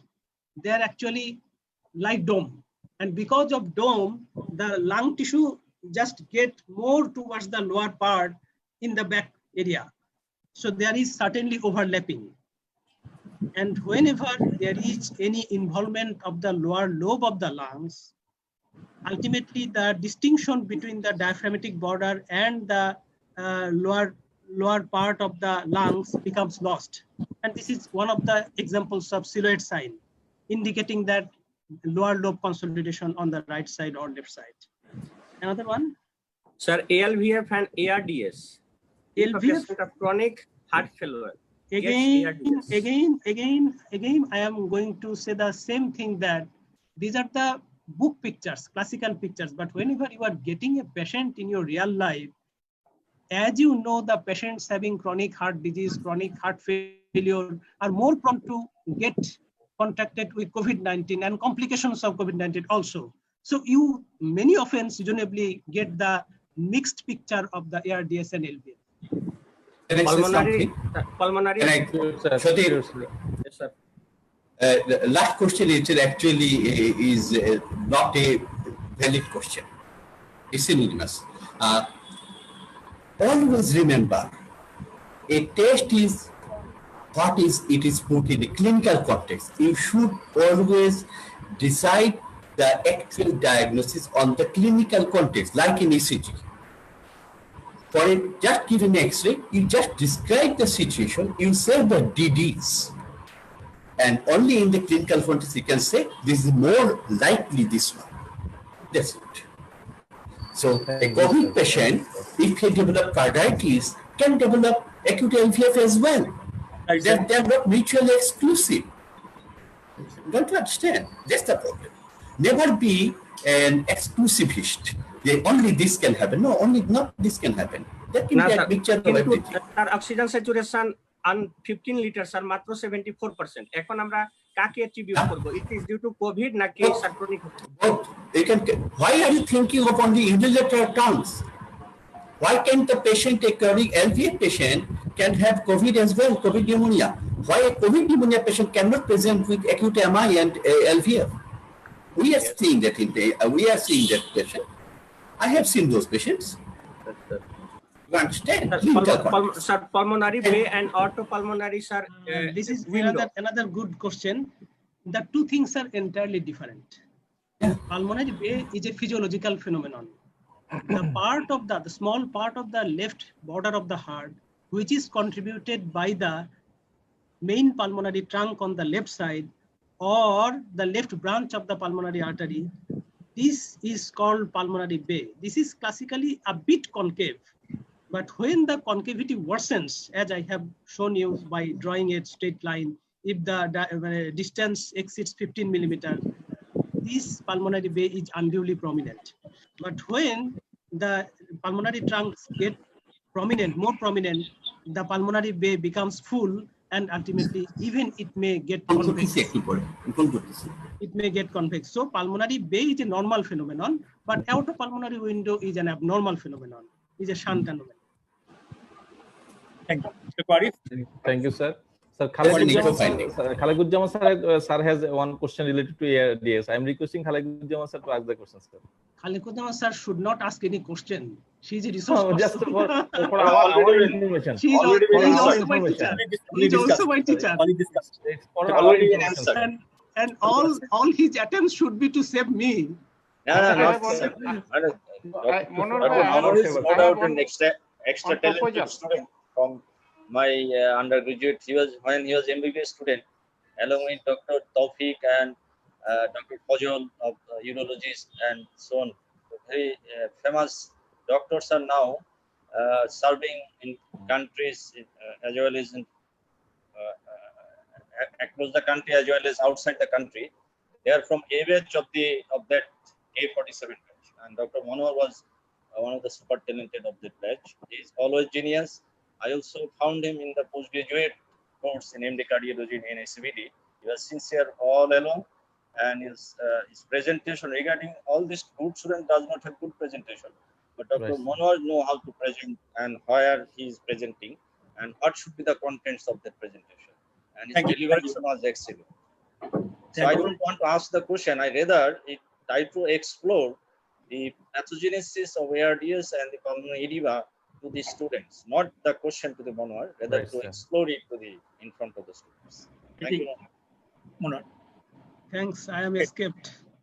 Okay, thank you. I go to the panelists first. Dr. Sawari Ranjan Lal Rajgopal from the Malaysia. Welcome, sir.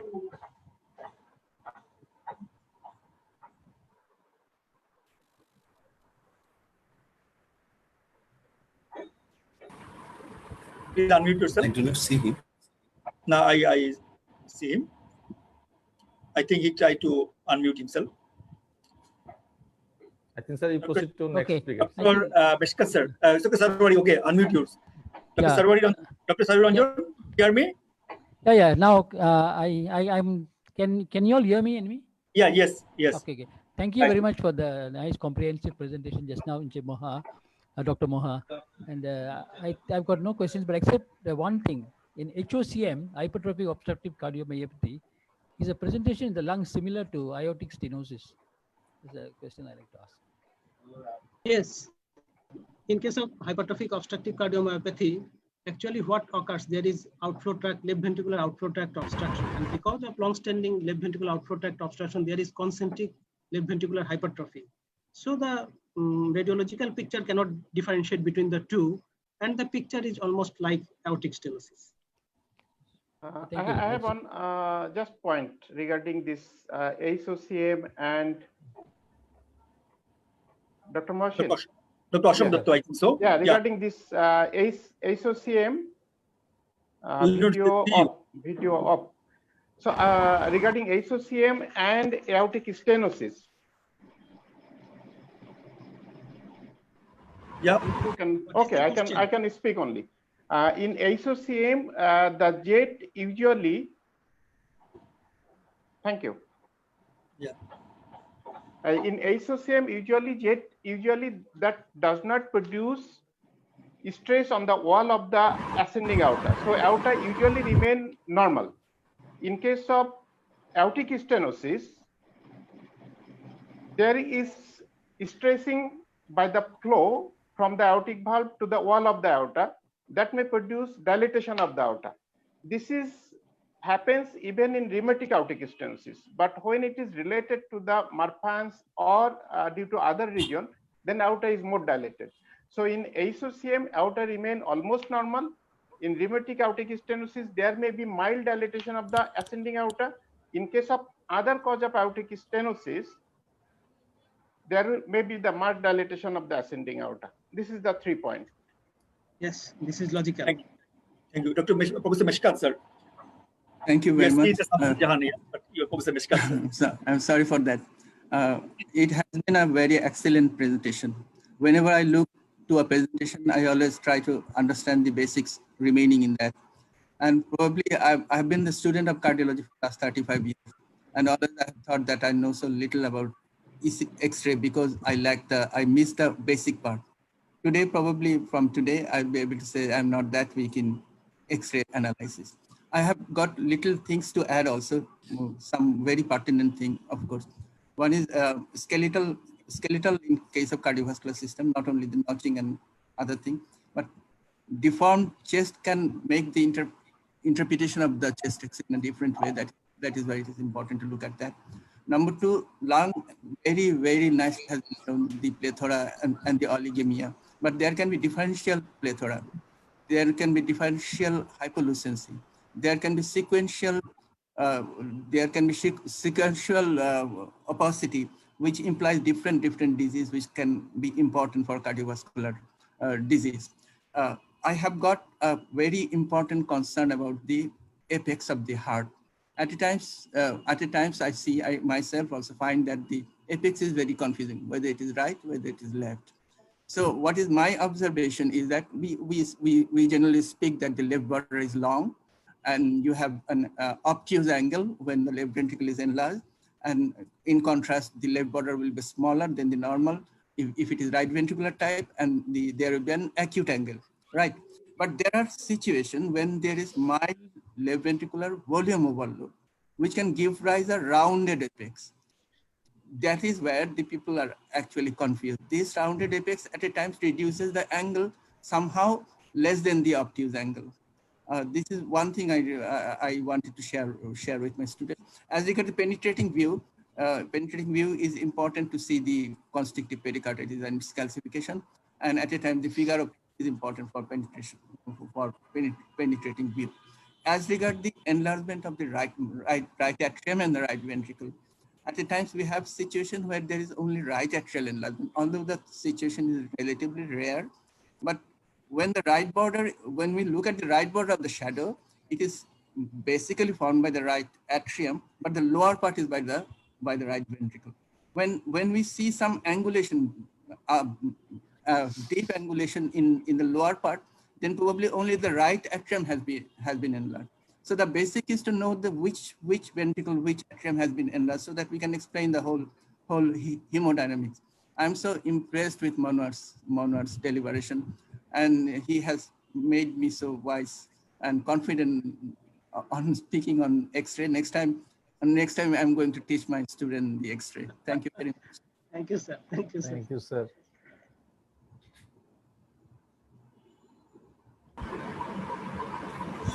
Mosin? Hello. Sir, I think you should proceed, sir. Hello. Hello, sir. Hello. আমার মনে হয় তোমার wind up করা উচিত। Proceed, sir. নেটওয়ার্কে খুব ঝামেলা করছে। Hello. Sir, আমরা শুনতেছি, sir. We are hearing, sir. Okay. Yes, sir. I think Professor Supriya Madam with us. We are really honored. He's our senior teachers in Bangladesh. So, Madam, you comment about the lecture. Assalamualaikum. Good afternoon. Madam, do you hear me? Can you hear me now? Yes, sir. Yes, madam. Yes. Yes. Assalamualaikum. Good afternoon to you all. Excellent, excellent lecture. And, he has covered so nicely from A to Z, and presentation was very good, and he didn't even look tired of saying that. I congratulate the course directors also. They have selected right person for the right topic. Very nicely done. One thing, you have taken me to 38 to 40 years ago when we didn't have echo. In the exam, we used to have these x-rays only. And then you say the diagnosis, then they used to say, okay, what more? You have to do some differential diagnosis. Even when I appeared in the MRCP, that time even the echo just came out, but it was not available in all the hospitals in UK. By the time I did the cardiology, that time the echo and catheterization has come. So you have taken me there, and I was remembering all these x-rays they put on, and then you try to think what is it. It's so difficult. You made it very simple, but you have taken me back to 40 years ago when we used to only see the x-ray and diagnosis, and add the what also always say, the clinical diagnosis. That is what you hear, what you think about the patient, and then correlate the ECG and X-ray. There was nothing else for us at that time. And you have presented it so nicely, and you have added up the latest up to the device and the valves and the pacemakers. All these are not there at that time when we were as a student. Now you are lucky to have a lot of gadgets to make the life easy. And it's very nice to see that you have made a very complex, and you have covered radiology, I mean, for heart and for chest, both together, no doubt about it. And I think those one thing I'm sure all of you have noticed, that sometime when we send for X-ray, they come back with a enlarged cardiac shadow, refer for echo. So I usually don't see the report. I always say, give me the film. I want to see the film. And then in that film, you'll realize that the X-ray, that this patient has shifted a little bit, and it shows it is enlarged. So I don't know how it goes, but it is a common practice here that you see a little bit of enlarged, but X-ray is not central. If you see the tracheal shadow and with the two clavicular end, that is the basic number one. If you see two clavicular end and the trachea, then you see the rest of the X-ray, rest of the shadow of the cardiac shadows. Then you can diagnose it nightly. But once again, I really congratulate you and the course directors and all the participants to share with you this. Thank you again, and do much better and better in the future again. Thank you. Bye. Thank you, madam. Thank you, madam. We are really encouraged by your presence, madam. In that COVID, we are really blessed sometimes, because I never heard the lecture of Monwar, because he is my junior. So today I'm lucky to see his lecture. Also, madam with us. Thank you, madam. Professor Atali, sir, do you hear me, madam? Professor Atali, yeah, he's the examiner. Please tell something for the students about the X-ray during exam. Sir, overview of the during exam. Sir. Thank you, Mohsin, for giving me the scope to speak something. Actually, I am always proud of Dr. Monwar. I am enjoying the whole session, including the brilliant lecture as well as the discussion afterwards. In my teaching life, I had to teach my students many times the X-ray, but today I feel my teaching was incomplete and possibly matured today. I have learned many things from Monwar's lectures, really. This was the extraordinary, brilliant lecture, and I have nothing, no questions to ask Manohar. Really, I have learned a lot, even in my X-rays also. In my practical life, even today, is an essential component for the device implantation. And what the Manohar told about the devices, really, I am amazed, really. It is a brilliant and excellent lecture. Again, congratulations to Manohar. Thank you very much. I think the student may have very little question to ask about their examination, particularly what Manohar has told. Congratulations. Thank you, sir. Exactly, sir. Thank you, sir. Okay. Thank you, sir. Dr. Mahuran Babu, I think I saw every day he listening. No, no, it's okay. Dr. Babu. It's okay. Thank you. Actually, as like Professor Atali sir, I don't have to say anything. Manohar was best. Manohar is best. Always, I enjoy his delivery. His delivery was so excellent, and he has covered almost all the sector of X-ray. So thank you, Manohar. You are really good, and thank you. Thank you. Almost 5:25, Mohsin. We should come to it. Nobody tired, I think. Everybody nobody. Nobody tired. Professor Wadhu sir, we have passed 2.5 hours. Okay. Let's wind up here. Tofik is here. Make a little bit of addition. Hello. Yes. Very often we find that. Very often we hear that, the report came back, the X-ray, there is cardiomegaly. Well, look at the diaphragm.